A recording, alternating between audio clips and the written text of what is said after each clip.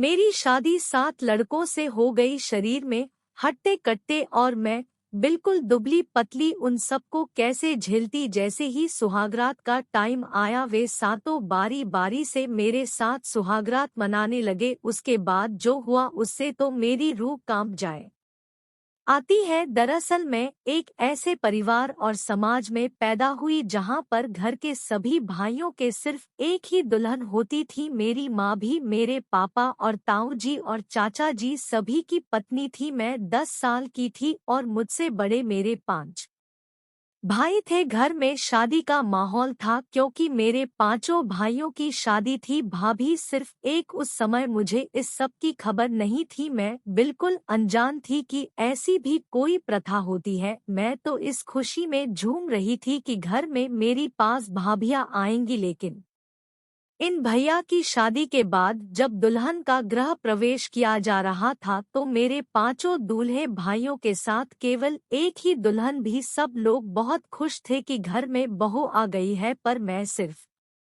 इसी सोच में थी कि आखिर मेरी बाकी 4 भाभियां कहाँ हैं। खैर मैं इन सब को भूल गई और नाचने लग गए। कुछ दिन यूं ही निकलते गए। रोज देखती कि मेरी भाभी के पास सभी भाई जाते हैं। पढ़ाई लिखाई उस समय होती नहीं थी और अगर थोड़ी बहुत होती तो वो सिर्फ लड़कों के लिए, लड़कियों को पढ़ाई नहीं करने को दी जाती थी। उस दिन बाद मेरी सहेली की बहन की शादी थी। उसके पिताजी और मेरे पिताजी अच्छे दोस्त थे, इसीलिए उनकी शादी में हमारे पूरे परिवार को बुलाया गया। सब लोगों के साथ मैं भी वहां गई। जब उनके यहाँ बारात आई तो 3 दूल्हे थे। मैं फिर सोचने लगी कि इनके यहाँ तो सिर्फ एक लड़की की शादी है, तो फिर दूल्हे 3 कैसे हैं। खैर उनकी शादी के बाद मैं घर पर आई। जब माँ को सारा काम करके खाली बैठे देखा तो मैंने माँ से पूछ लिया कि आखिर ये क्या है, एक लड़की के इतने सारे दूल्हे कैसे हो सकते हैं। तभी मेरी माँ ने मुझे प्यार से समझाया कि बेटी, हमारे समाज की एक प्रथा है जिसमें जहाँ लड़की का रिश्ता तय किया जाता है वहाँ जितने भी भाई होते हैं उन सब से शादी होती है।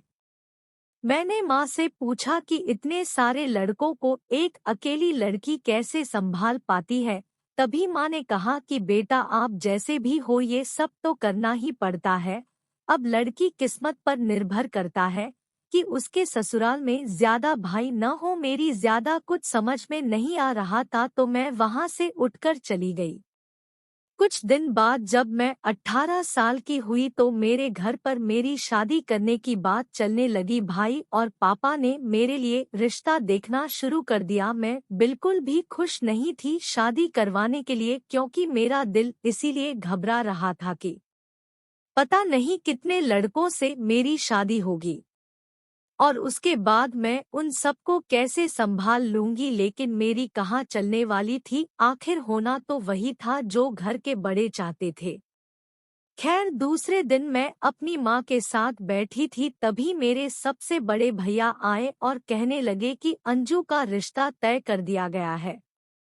बहुत अच्छा खानदान है और जमीन भी अच्छी आती है, लड़के 7 भाई हैं।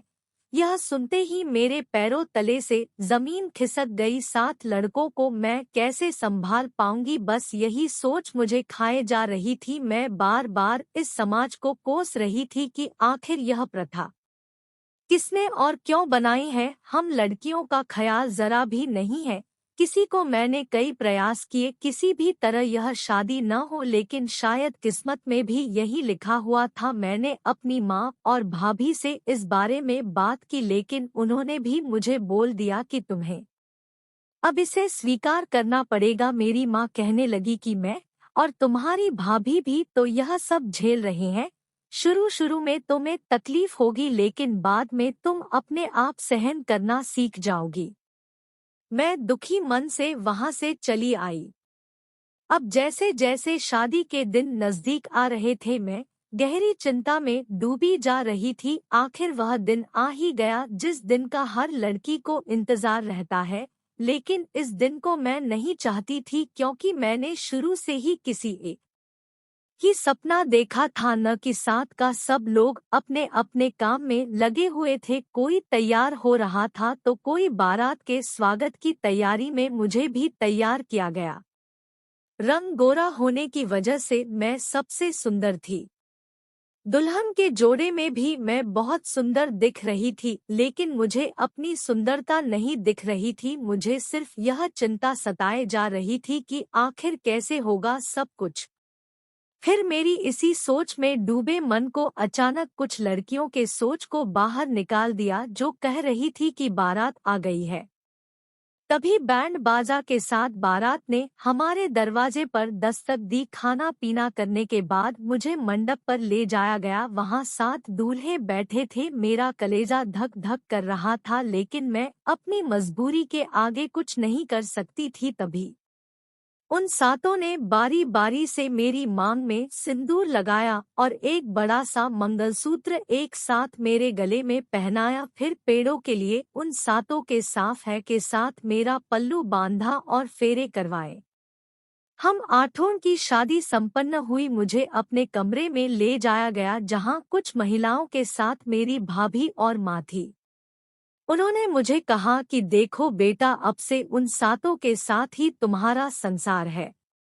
तुम कभी भी उन लोगों को निराश मत करना, न ही कभी उनकी सेवा में कोई कमी रखना। हम सबकी हमेशा लाज रखना। उनकी ये सब बातें मुझे अंदर से झकझोर रही थी।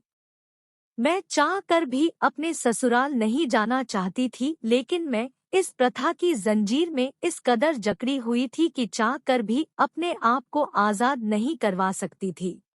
खैर, विदाई का समय हो चुका था। सब लोगों से मिलकर मैं अपने ससुराल के लिए निकल गई।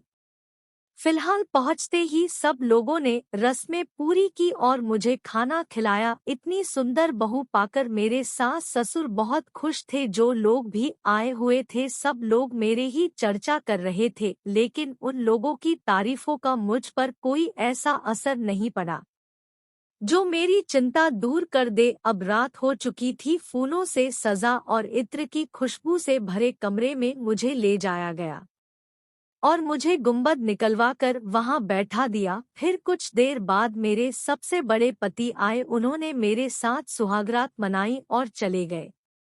मैं दर्द से करा रही थी, लेकिन फिर भी मैंने खुद को संभाला और अपने कपड़े सही किए और फिर से पर बैठ गई। फिर मेरा दूसरा पति कमरे में आया और उसने भी मेरे साथ सुहागरात मनाई। ऐसे करते करते मेरे 7 तो पतियों ने मेरे साथ सुहागरात मनाई। सुबह फिर उठकर मुझे घर के काम में लगा दिया गया। रात भर का दर्द मुझे काम करने में अड़चन पैदा कर रहा था, लेकिन मैं आखिर कर भी क्या सकती थी। ऐसे रोज रोज होता रहा। रात भर एक मशीन की तरह वो लोग मेरे जिस्म को नोचते और दिन में घर का काम मेरी हालत खराब कर देता। फिर एक दिन मुझे अपने माता पिता से मिलवाने के लिए मेरे मायके ले जाया गया। वहां जाकर मैं सब लोगों से मिलकर बहुत अच्छा महसूस करने लगी, लेकिन मैंने अपनी भाभी को सब कुछ बताया तो उन्होंने मुझे दिलासा दिया और कहा कि मैं तुम्हारे भाइयों से इस बारे में बात करूंगी। तभी मेरा वापस जाने का समय हो गया और मैं अपने ससुराल चली आई। उधर मेरी भाभी ने मेरे भाइयों से बात करके मेरी सास को बोला कि हमारी अंजू बहुत कमजोर है, वह एक साथ 7 लोगों के साथ संबंध बनाने में अभी सक्षम नहीं है, तो आप थोड़ा दया करो उस पर। फिर मेरी सास ने मेरे 7 पतियों के दिन बांध दिए कि एक पति एक रात को ही मेरे साथ रह सकता है, और इस तरह हर पति को हफ्ते में एक बार मेरे साथ आने की बारी आती है। अब मैं कुछ ठीक होने लगी थी, क्योंकि अब रोजाना सिर्फ एक पति ही मुझसे संबंध बनाता था।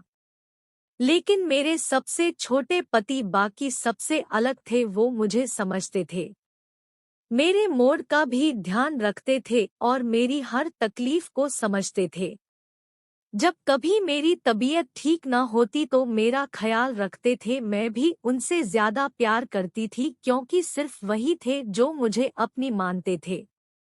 अब धीरे धीरे हम दोनों एक दूसरे के ही सपने देखने लगे थे। मेरे सबसे छोटे पति को अब बिल्कुल पसंद नहीं होता कि उनके बड़े भाई मुझे छुए, लेकिन उनकी और मेरी एक न चलती थी। आखिर उनकी पत्नी थी मैं। एक दिन मेरे सबसे बड़े पति ने मुझसे कहा कि तुम उमेश यानी कि मेरे सबसे छोटे पति को इतना प्यार क्यों देती है?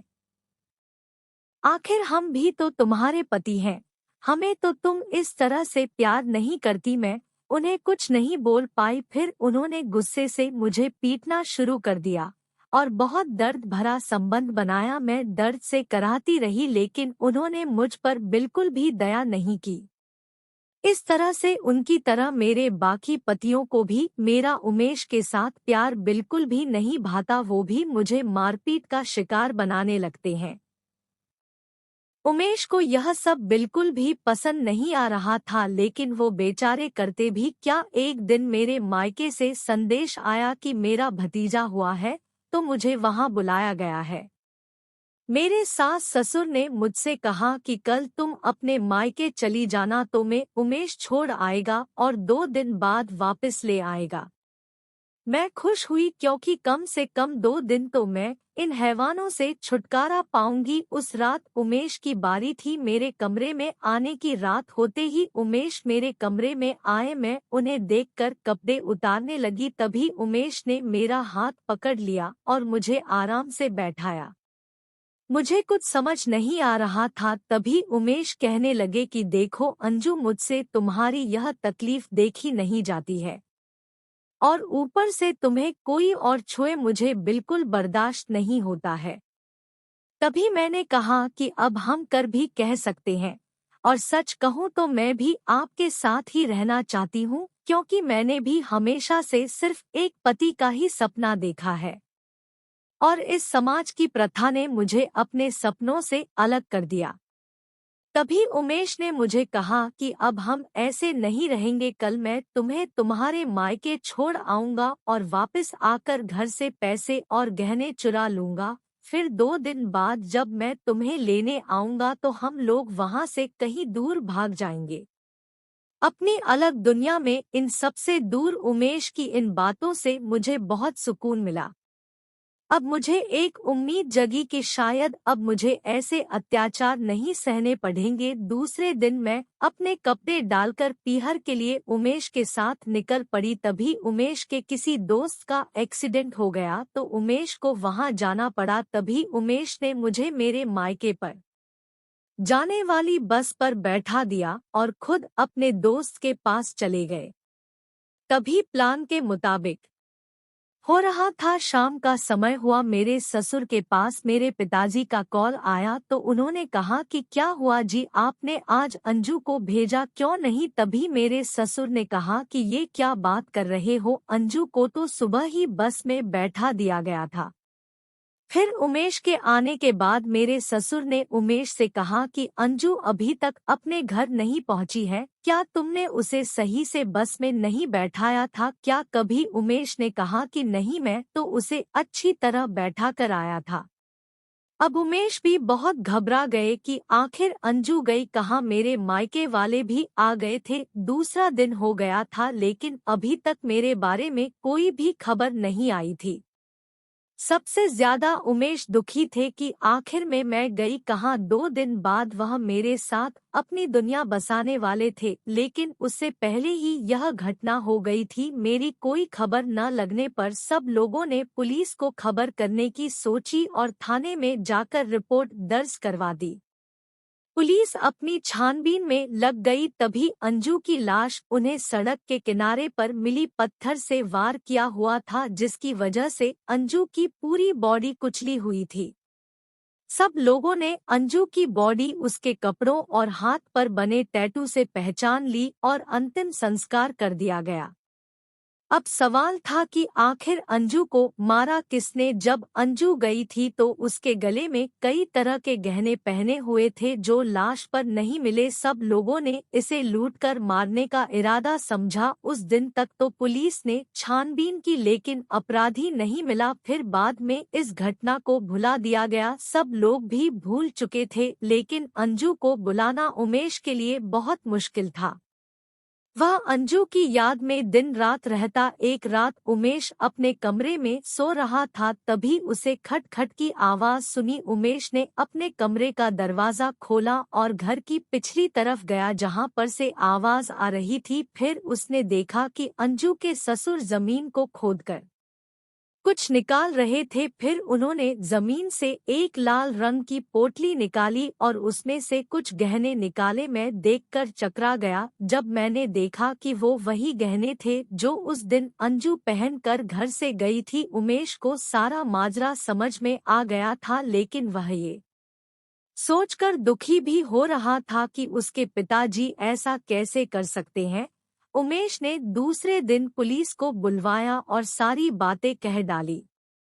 अंजू के ससुर उमेश को गुस्से से देख रहे थे लेकिन फिर पुलिस के खौफ से उन्होंने सब कुछ उगल दिया है। उन्होंने कहा कि मैंने उमेश और अंजू की सारी बातें सुन ली थी कि ये लोग 2 दिन बाद भाग जाएंगे। तभी मैंने मेरे बाकी 6 बेटों का क्या होगा यह सोचा और हमारी बिना समाज में क्या इज्जत रहेगी। इसी डर से अंजू का पीछा करने लगा और कुछ मेरे गुंडे आदमियों की मदद से अंजू को मरवा दिया ताकि वो उमेश के साथ भाग ना पाए। और मैंने गहने निकाल लिए।